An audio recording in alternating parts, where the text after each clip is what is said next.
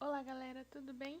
A gente tá aqui de novo, depois de um tempo, eu concordo, pra gente poder conversar um pouco de um assunto um tanto quanto diferente. A gente vai falar hoje sobre essa mistura do direito material e do direito processual, que é uma grande dificuldade, tanto para nós aplicadores do direito, como para o pessoal que está estudando aí para um eventual concurso e para o exame de ordem. A gente precisa pensar primeiro num conceito de direito e depois num conceito, o que seria direito material e o que seria direito processual. A gente precisa conseguir fazer a separação deles, entender o que é cada um, para posteriormente a gente conseguir juntar os dois num processo, tá? Então a gente vai partir de um conceito de processo, de um conceito de direito, para a gente poder chegar depois no conceito de processo. Então vamos lá. Quando a gente fala em direito, eu trouxe aqui um conceito do Flávio Tartucci, que ele fala que é um sistema lógico de normas, valores e princípios que rege a vida em sociedade, que interagem entre si de tal sorte que propicia segurança no sentido lato.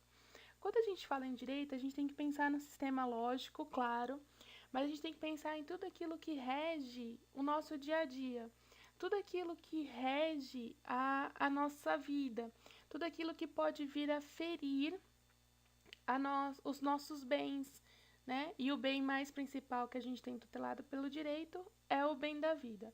Então, quando o Tartucci fala para nós, aí a gente precisa diferenciar o que é direito do direito material, tá? Então, eu trouxe aqui um conceito do Cândido Rangel, que ele fala assim: direito material ou substancial, o corpo de princípios e regras referente a fenômenos da vida ordinária de todo dia. Então, tudo aquilo que rege o nosso dia a dia, a gente pode chamar de direito material. Então, ele traz lá como exemplo o casamento, o crédito, um ato ilícito que pode ser causado, uma prestação de serviço. Então, tudo aquilo que está regendo o nosso dia a dia, as regras com relação à vida ordinária, aquilo que a gente fala que é certo e que é errado, a gente está falando de direito material. Então, vamos pegar o seguinte exemplo com base aqui no Cândido Rangel. Casamento. Casamento é uma situação da sociedade e existem regras referente a essa união, tá? Essas regras são regidas pelo direito material, pelo Código Civil. É no Código Civil que a gente tem as regras do casamento. É no Código Civil que a gente tem quem pode casar, quem não pode casar, como se deve casar, quais são as obrigações do casamento. É o Código Civil que fala isso pra gente. Vamos pensar lá em atos ilícitos causadores de dano a outrem. Toda vez que você causa um ato ilícito, o artigo 186 do Código Civil fala, né? Aquele que causar ato ilícito a outro tem o dever de indenizar. Então é o Código Civil que fala pra gente quem tem o dever de indenizar, quem tem o dever de pagar quando comete algo errado em relação a outra, tá? Prestações de serviço é um tipo de contrato. Então a gente tem lá prestação de serviço, contrato de seguro, compra e venda, doação, locação, troca, empréstimos. Tudo isso é uma questão de direito material. E tudo que é direito material, ele é regido pelo Código Civil. É o Código Civil que fala pra gente o que pode ser, o que é ferido, tá? Dentro dessa vida ordinária de todo dia, o que é ferido, o que é prejudicado e como a gente tem que fazer, o que fazer, tá? Então, sempre que a gente pensar em direito material, a gente tem que pensar nessa frase: o que fazer? Então, quando eu vou comprar uma casa, por exemplo, é o Código Civil que fala do direito material que vai me dizer o que fazer. Então, é lá que eu vou ter que eu preciso registrar este imóvel se for acima de 30 salários mínimos.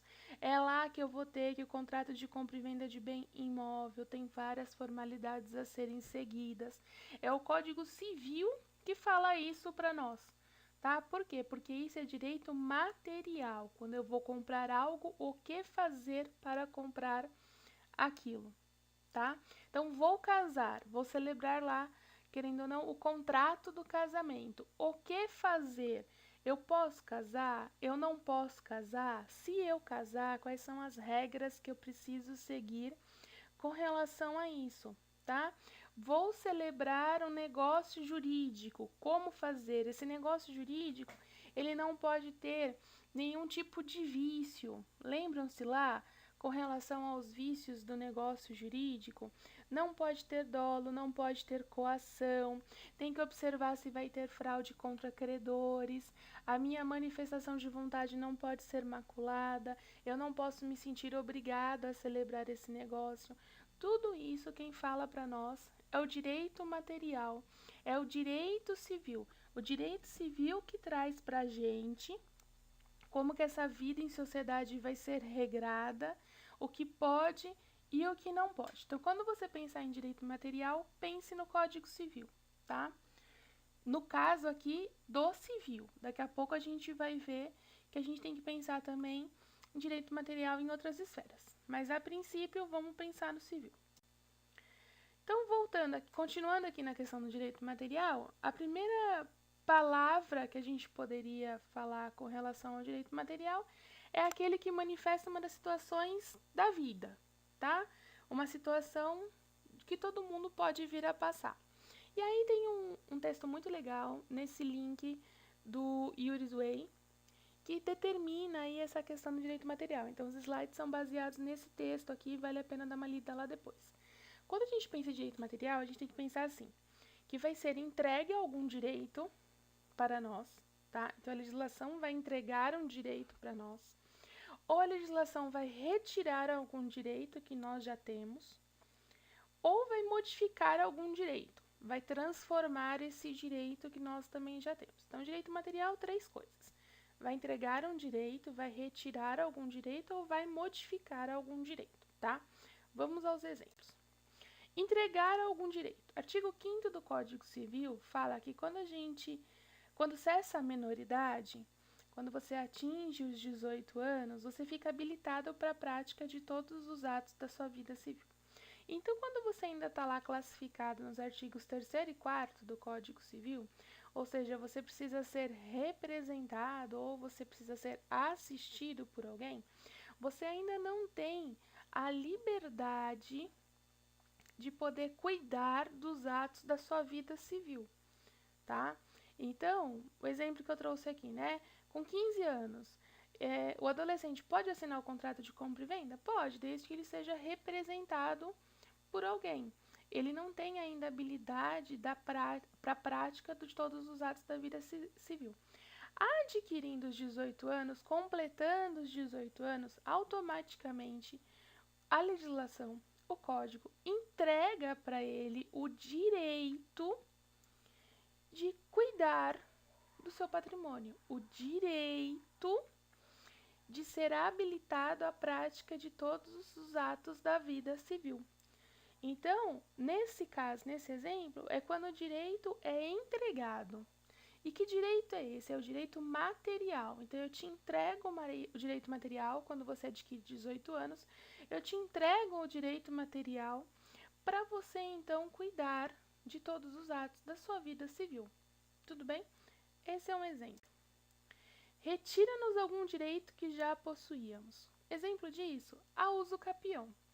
Quando a gente fala da uso capião, a gente fala o seguinte, é um lapso temporal existente, na qual o proprietário, se não fizer nada, se ele se mantiver inerte, ele vai perder aquele bem. E ele vai perder aquele bem por força de um dispositivo legal do direito material, que fala, né? Tendo ali 15 anos, sem interrupção, nem oposição, ou seja, ninguém fez nada, eu posso possuir um imóvel, posso adquirir a propriedade, independente de título, podendo requerer que o juiz declare isso por meio de sentença. Aí a gente tem uma outra esfera, que é o processual, que a gente vai ver daqui a pouco, e que vai servir de título para o registro no cartório. Então, o proprietário ele tem a propriedade, porém, devido à sua inércia, depois de um certo lapso temporal, sem nenhum tipo de interrupção, ele perde essa propriedade. Então, assim, é retirado, o direito material retira, tá? O direito de propriedade daquele que se manteve inerte, tá?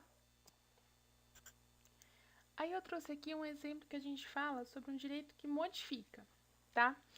A gente vai tratar de um assunto que não é comum aqui no blog, mas é importante esse intercâmbio entre as matérias.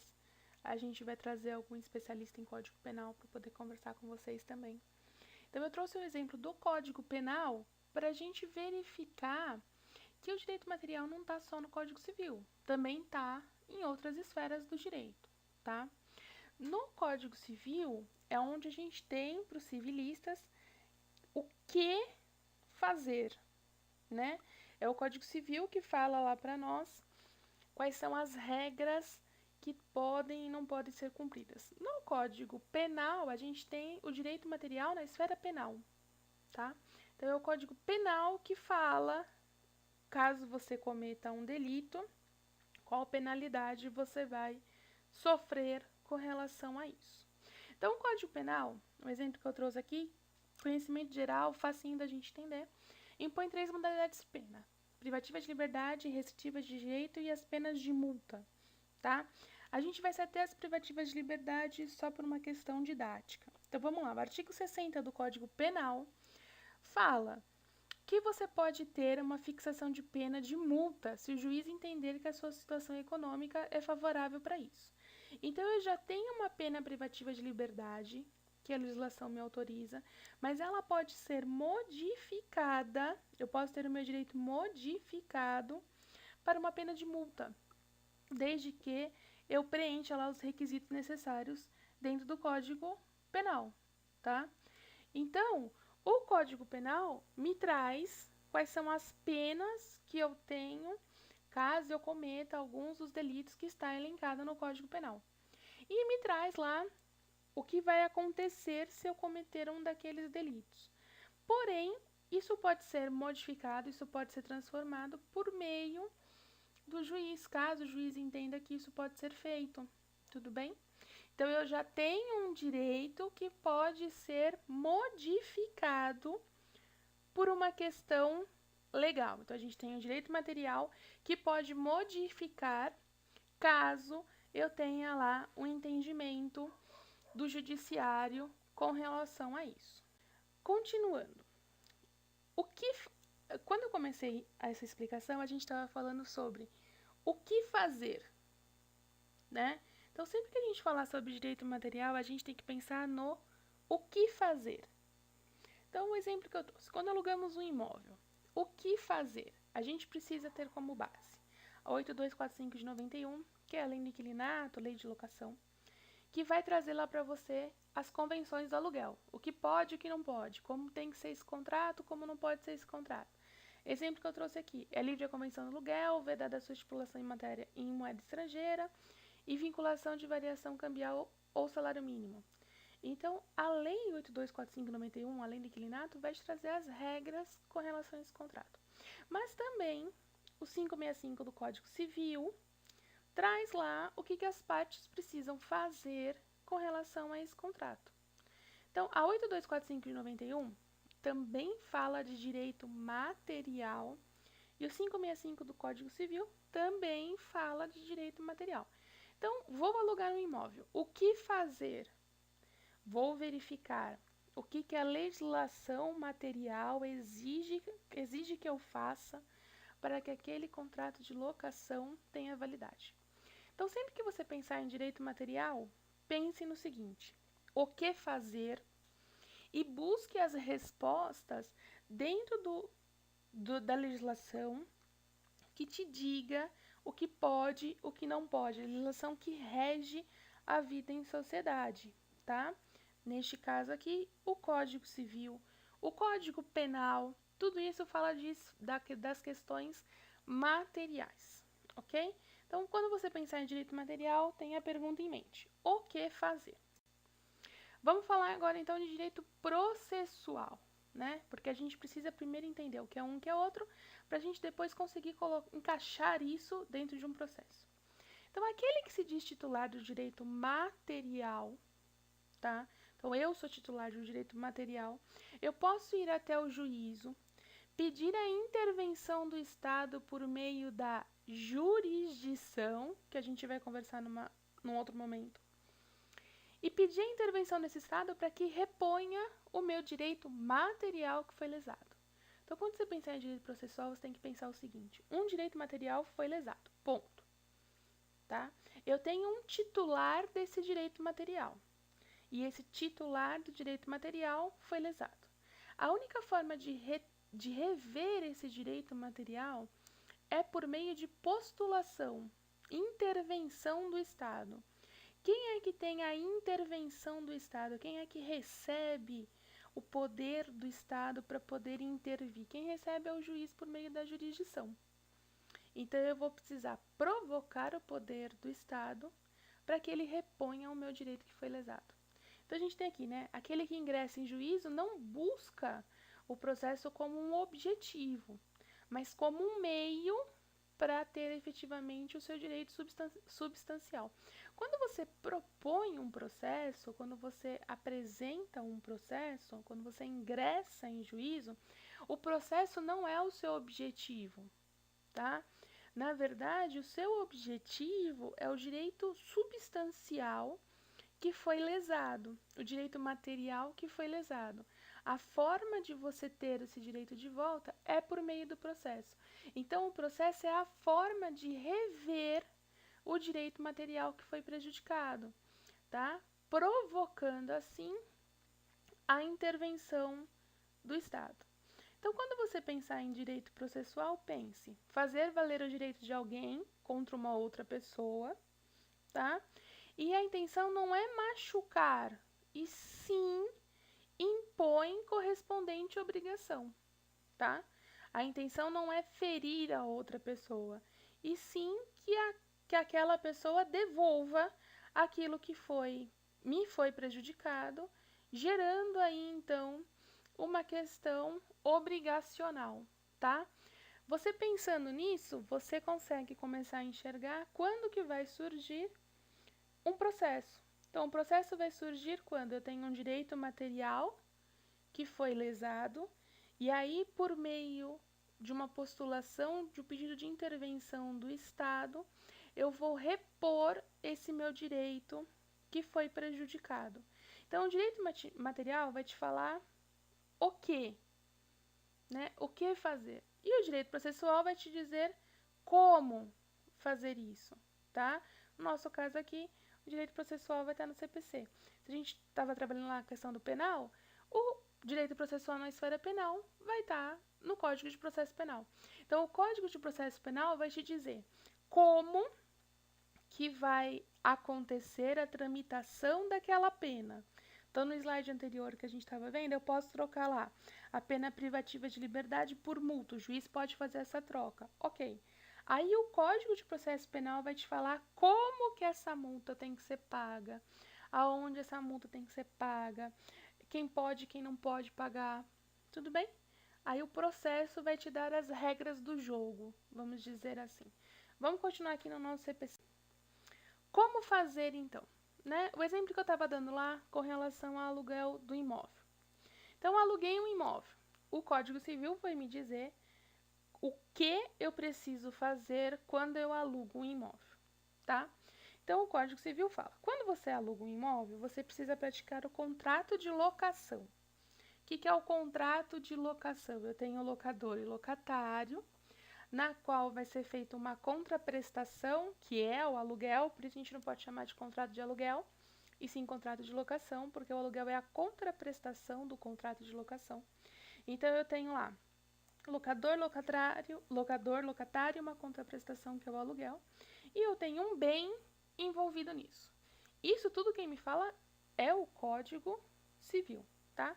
O Código Civil que fala o que eu preciso fazer, o Código Civil que me fala quem pode ser locador, quem pode ser locatário, como que fica esse objeto no meio da situação, se tem prazo para esse contrato, é o Código Civil e a Lei do Inquilinato 8245 de 91. Pois bem, aluguei um imóvel e não recebi o aluguel. Se eu não recebo aluguel, eu saio do o que fazer e eu entro no como fazer. Como fazer para ter de volta o meu direito material que foi ferido. Qual foi meu direito material que foi ferido? O direito da contraprestação. Se você alugou o meu imóvel, o seu dever é ter a contraprestação, que é o pagamento do aluguel.